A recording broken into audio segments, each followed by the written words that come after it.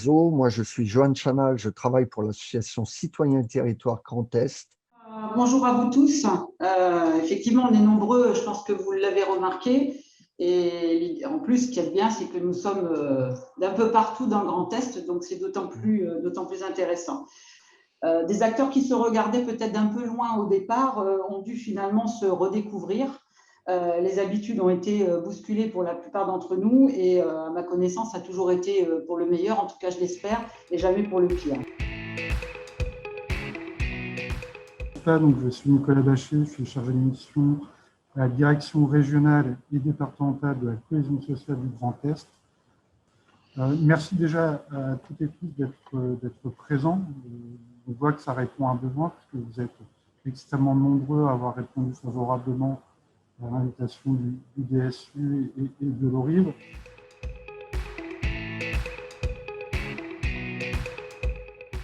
Donc, on va rentrer tout de suite dans le vif du sujet, plutôt une approche un peu descriptive là, de le nombre d'actions menées et le profil.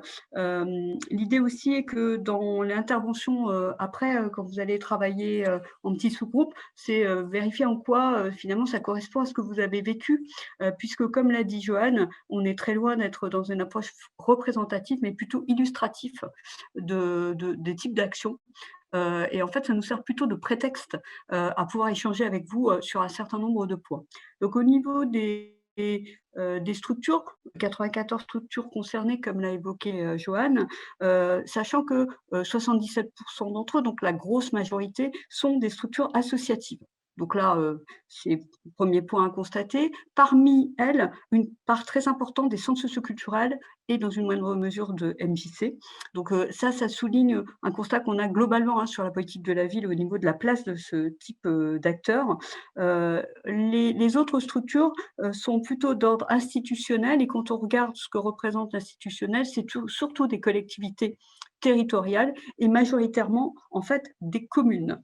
Donc c'est important à le relever. Donc on disait 110 actions puisque certaines nous ont fait remonter plusieurs actions et le premier constat qu'on peut faire, c'est que quand on fait un ratio entre le nombre de structures et le nombre d'actions, les collectivités ont porté proportionnellement un petit peu plus, enfin les institutions ont porté un peu plus d'actions, en tout cas nous ont fait remonter un peu plus d'actions, c'est plutôt comme ça qu'il faut le dire, et surtout elles étaient un petit peu plus présentes sur la partie de l'automne, des vacances de l'automne, on y reviendra plus tard. Deuxième phase, un peu moins descriptive que la première, l'idée là est d'évoquer avec vous les modalités de mise en œuvre de ces actions, parce qu'au niveau de questionnaire, on l'a peut-être pas trop dit au début, mais le questionnaire a été élaboré sur 3 temps de travail qui avaient été organisés avant l'été, qui avaient permis d'avoir des temps d'échange avec certains d'entre vous qui étaient dans l'organisation de l'été et on avait identifié un certain nombre d'enjeux particuliers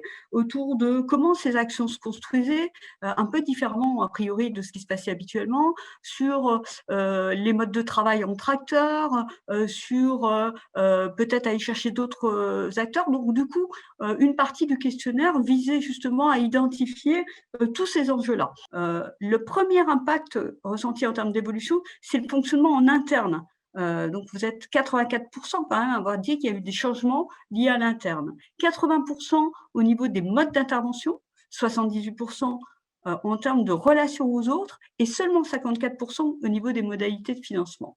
Vous avez mis en avant un certain nombre de constats. On vous demandait finalement, grosso modo, qu'est-ce que vous auriez envie de garder de ce qui s'est passé, de ce que vous voulez conserver en tant que tel. Sur la dimension partenariale, ce que vous avez mis en avant en termes d'atouts à optimiser, c'est l'existence d'espaces de travail. En tout cas, je l'ai formulé comme ça, des modalités de travail nouveaux. Effectivement, ce qu'on a pu constater, c'est que à la différence de ce qui se passait habituellement, pour pouvoir optimiser ou construire les actions, il y a eu des réunions qui ont été organisées pour permettre de faire un tour de table, qui pouvait s'engager, comment, qui pouvait travailler avec qui, est-ce qu'on était sûr que toute la période était bien couverte en termes d'activité, etc. C'est-à-dire qu'on a eu un principe, non pas de programmation avec une logique d'action qu'on met en place, mais une logique de réflexion collective d'où cette idée de coopération, pour pouvoir réfléchir ensemble. Et ça, vous l'avez mis en avant comme étant finalement un atout. Deuxième élément qui ressort comme étant un atout, c'est le recours à des intervenants extérieurs. Alors, ça veut dire finalement que peut-être une structure qui avait moins de moyens humains de salariés a pu être mobilisée par une structure plus importante pour pouvoir ensemble monter une action. On l'a vu dans des choses un peu plus concrètes qu'on connaît, on a pu observer sur les territoires. Il y a vraiment eu des modes de travail et en articulant, en disant moi je ne vais pas être disponible au mois d'août, mais je suis plutôt au mois de juillet, comment on articule les choses. Je trouve que ce qui est intéressant là, c'était de montrer comment les acteurs d'un territoire, et ça c'est un élément important, c'est qu'on partait des territoires, se sont mis au service des habitants du territoire et pas seulement mis en avant l'action qu'ils portaient. Donc ça, c'est le deuxième point important. Sur le volet de l'adaptation, d'un autre point qui a été mis en avant, c'est en quoi les adaptations en termes de fonctionnement de la structure ont pu aussi constituer un intérêt que vous avez mis en avant. La crise, on l'a dit, hein, la situation a amené à revoir les modes d'accueil, les horaires, le nombre de participants. Mais en fait, ce que vous avez mis en avant, c'est que ça a amélioré la qualité de l'action. Alors, bon, bah, OK, donc du coup, vous avez dit, ça pourrait être bien de le maintenir. Alors, certains d'entre vous ont dit, dès qu'on peut sortir de la crise sanitaire et des contraintes, on sera content. Mais certains d'entre vous ont dit aussi, finalement, la crise, les contraintes sanitaires nous ont amené d'avoir des plus petits groupes, un mode de pédagogie différent. Donc, comment on pourrait le garder sans avoir le fait qu'il y ait les gestes barrières, etc. Vous avez été quelques-uns à dire, bon, la visio avec les bénéficiaires, c'est quand même pas l'élément le plus intéressant, mais les réseaux sociaux ont pu amener des éléments positifs en termes de lien, de maintien du lien, etc. La question que j'évoquais précédemment sur l'articulation entre temps de loisirs ou la dimension ludique et la dimension des apprentissages, on va le mettre comme ça, hein, a été un élément qui était particulièrement intéressant à travailler avec des temporalités le matin, l'après-midi, comment ça s'articule, etc. La question du travail hors les murs, d'investissement de l'espace public, vous l'avez remis en avant. Alors, c'est quelque chose qui a certainement mieux fonctionné sur les périodes de vacances d'été que forcément d'automne. Et d'ailleurs, c'était un des points qu'on s'était questionné sur comment on allait pouvoir transférer les éléments positifs de l'été à l'automne, parce que bien évidemment, le temps et la météo ne permet pas du tout les mêmes choses. C'est d'autant plus une question qu'on s'est posée pour les vacances de fin d'année. Parce que du coup, on ne peut pas apporter forcément les mêmes choses. Et ce qu'on vous propose aujourd'hui de commencer à amorcer, et ce qu'on proposera dans les prochaines séances, c'est comment on essaye de mieux comprendre les contours de ce type d'action pour pouvoir demain peut-être proposer un mode de travail optimisé autour de ces questions de coordination. Ce qui est évident quand même, c'est que ça suppose qu'on se mette dans une logique d'anticipation. Si on attend la circulaire qui va expliquer qu'il faut lancer les choses au mois de juin, on est mort. Hein. Enfin, excusez-moi de le dire comme ça, on n'est pas mort, hein, c'est pas vrai. On va être mal, voilà. À tous les cas, c'est dès maintenant que se posent les choses, et c'est aussi pour ça qu'on a voulu lancer la réflexion maintenant, jusqu'au mois de juin. C'est aussi un enjeu d'organisation des choses. Il faut un pilote dans l'avion. Il faut que quelqu'un, à un moment donné, amorce les choses, d'où le terme d'animation. Selon les territoires, ce n'est pas forcément les mêmes acteurs. Dans un cas, c'est effectivement, ça peut être sous l'impulsion de l'État, mais pas forcément l'État qui va le faire, c'est sous l'impulsion de la collectivité, mais ça peut être peut-être un acteur associatif parce que il y a une reconnaissance, etc. À tous les cas, il faut quelqu'un qui va être dans cette logique d'organisation. Ce qu'on constate aussi, c'est que ça demande une structuration, mais pas une rigidité. On a vu que, et on est dans une période où quand même on nous propose de réfléchir à partir de nos territoires, on parle de projets de territoire, etc.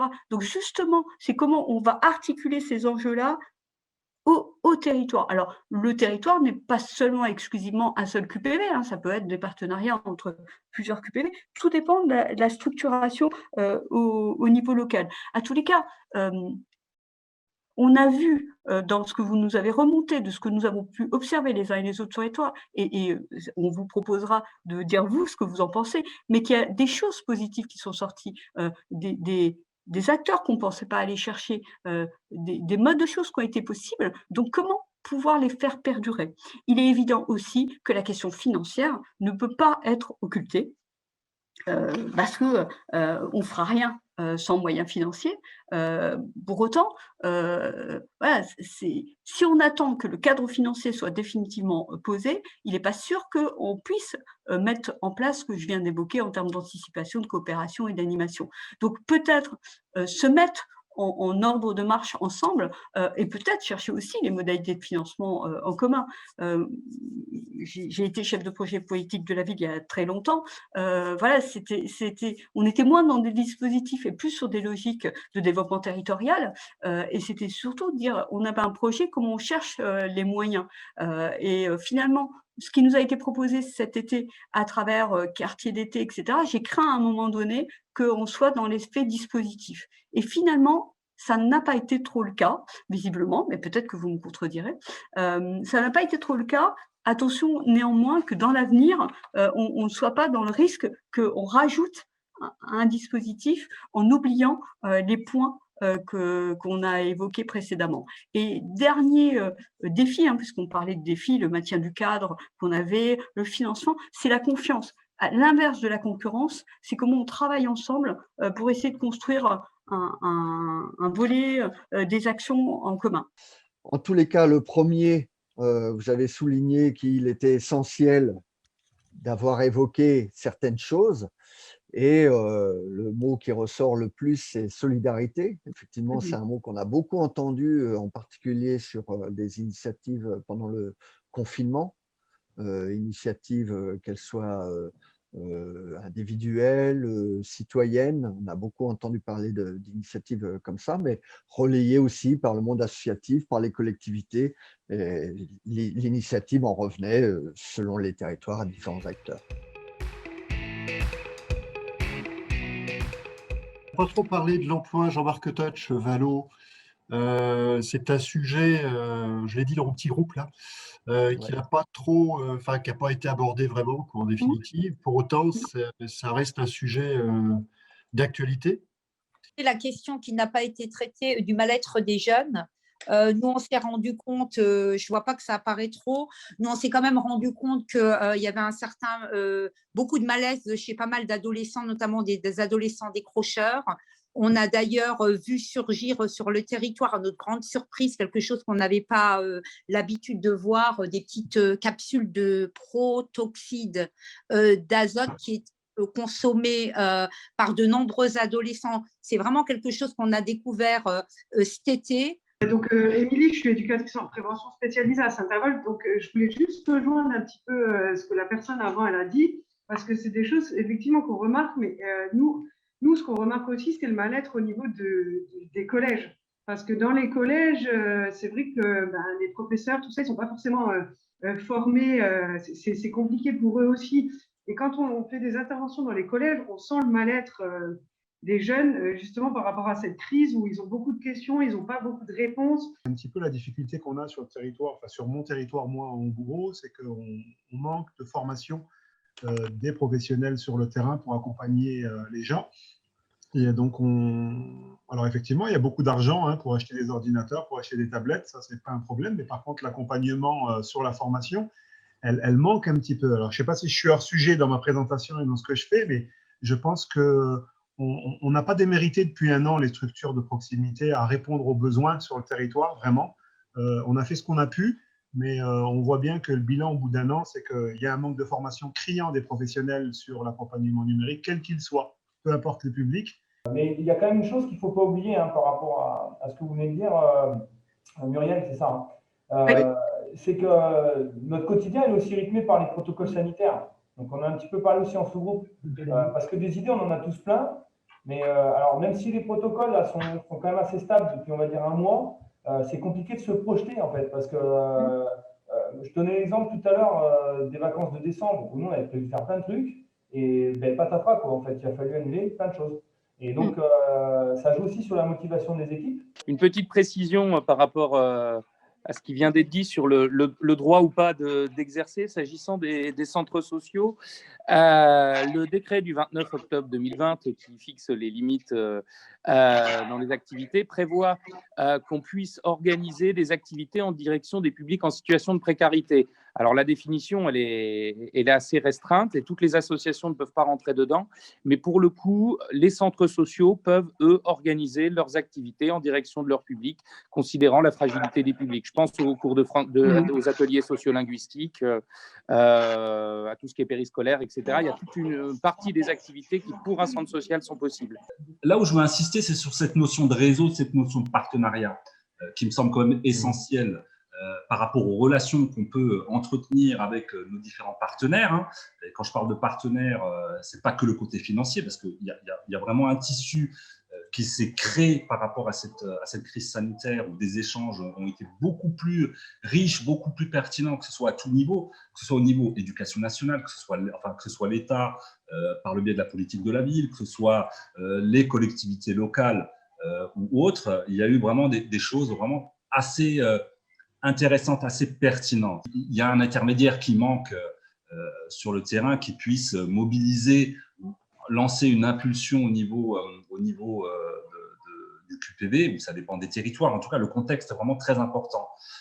Ça ne peut pas uniquement reposer sur la bonne volonté des partenaires qui sont très volontaires, qui ont envie de mettre plein de choses en place et qui peut être très riche et vraiment très intéressant.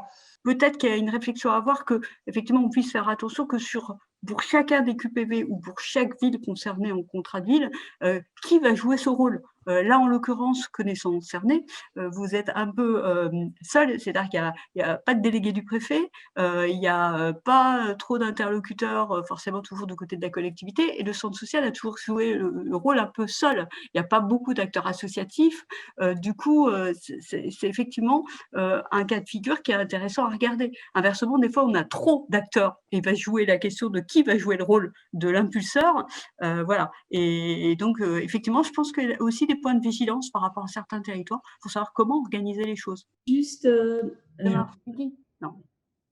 revenir un petit peu sur la question des adultes relais et sur la médiation sociale, familiale, jeunesse et autres sur les territoires QPV et autres.